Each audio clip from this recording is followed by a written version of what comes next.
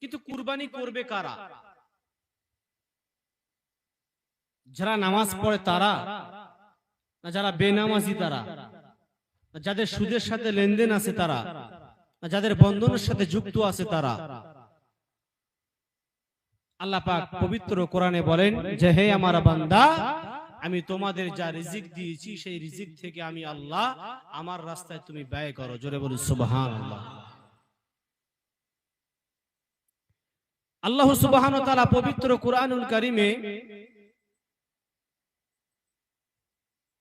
সূরা কাউসারে আল্লাহ পাক বলছেন ফাসাল্লি লিরাব্বিকা ওয়ানহার।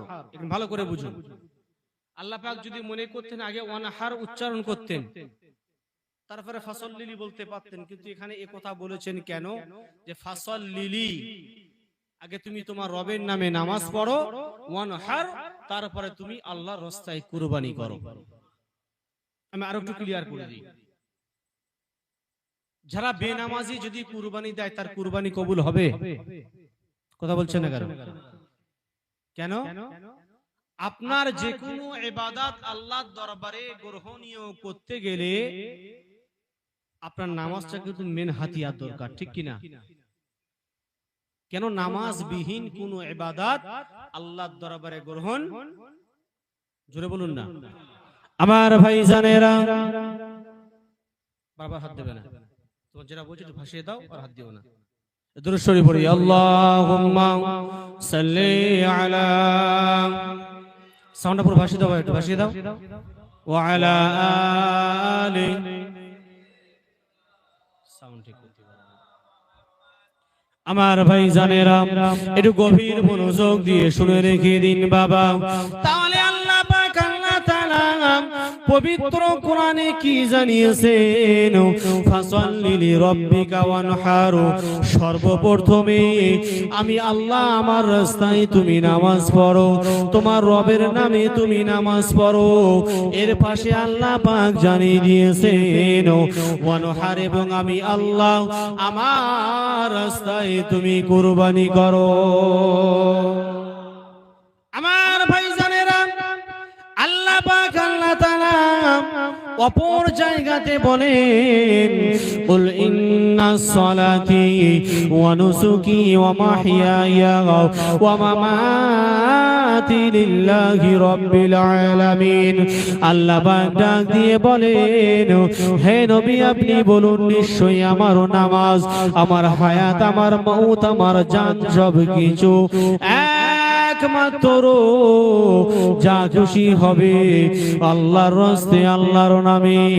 আল্লাহ পাক বলেন বান্দারে তুমি যদি নামাজ পড়বে লোক দেখানোর জন্য নয়, বান্দা তুমি কুরবানি করবে লোক দেখানোর জন্য নয়, বান্দা তুমি দান খয়রাত করো লোক দেখানোর জন্য নয় রে বান্দা। আল্লাহ পাক বলেন বান্দারে তুমি যেটাই করবে তোমার উদ্দেশ্য থাকবে রবকে রাজি করার জন্য।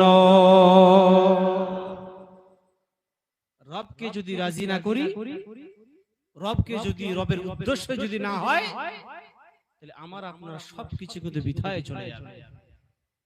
মানে গ্রামগঞ্জে দেখবেন কুরবানি দেয়, একটা গরুতে কড়া ভাগ হয় বাপ, কথা বলছে না কেন? 7টা। আমি কুরবানি বায়ান এই জন্য করে করছি কারণ যেহেতু আমাদের সম্মুখে পবিত্র জিলহজ মাস এবং জিলহজ মাসের 10 তারিখই আমাদের সম্মুখে খুবই গুরুত্বপূর্ণ দিন বা খুবই গুরুত্বপূর্ণ একটা কাজ, ঠিক কিনা? একটা গরুতে ধরুন 7 জন ভাগে আছে, ভালো করে মশলাটা জেনে নেন। এই 7 ব্যক্তিকে আগে পবিত্র হতে হবে, পাক সাফ হতে হবে, সুদমুক্ত জীবন হতে হবে, বিনা কাজায় 5 ওয়াক্ত নামাজ আদায় করা লাগবে। তাহলে যখন আপনি হালাল টাকা দিয়ে ওই কুরবানিটা করবেন আল্লাহ পাক আপনার কুরবানিটা কবুল করে নেবে, জোরে বলি। আচ্ছা এবার ধরুন 7 জনের মধ্যে, ভালো করে বুঝুন এই মাসালা বলছি, 7 জনের মধ্যে একজন মনে মনে করলো যে আমি কুরবানি দিচ্ছি, যাই হোক গরুর গোশত তো খাওয়া হবে, ওই একজনের কারণে বাকি 6 জনের কুরবানি সব নষ্ট হয়ে গেল। 7 জন ভাগে কুরবানি দিচ্ছেন, 7 জনের মধ্যে 3 জন বেনামাজি, একজন সুদখোর। 7 জনের কারোর কিন্তু কুরবানি কবুল, কথা বলছেন না কেন? হবে না। কেন? আপনি কুরবানি দেবেন, আপনার সামর্থ্য থাকলে, আপনার ক্ষমতা থাকলে আপনি একা দেন, তাও যদি না পারেন একটা ছাগল কিনে কুরবানি দেন, এটাই হলো সবথেকে অতি উত্তম। আর ভাগে আপনি যখন কুরবানি দেবেন, সবথেকে বড় সমস্যা এটাই হয়ে দাঁড়াবে, কেউ নামাজি থাকবে, কারোর সুদের সাথে লেনদেন থাকবে, বিভিন্ন দুনিয়ায় বিভিন্ন কার্যকলাপে আমরা যুক্ত হয়ে যাই, যাহার কারণে আমাদের কুরবানিটা সম্পূর্ণ বাতিল হয়ে যায়। ঠিক না বেটি? যারা ভাগে কুরবানি দেবেন আমি তাদেরকে অনুসরণ করে বলছি, একটু খেয়াল রাখবেন, বেনামাজির সাথে কুরবানি ভাগে দেবেন না। কেন?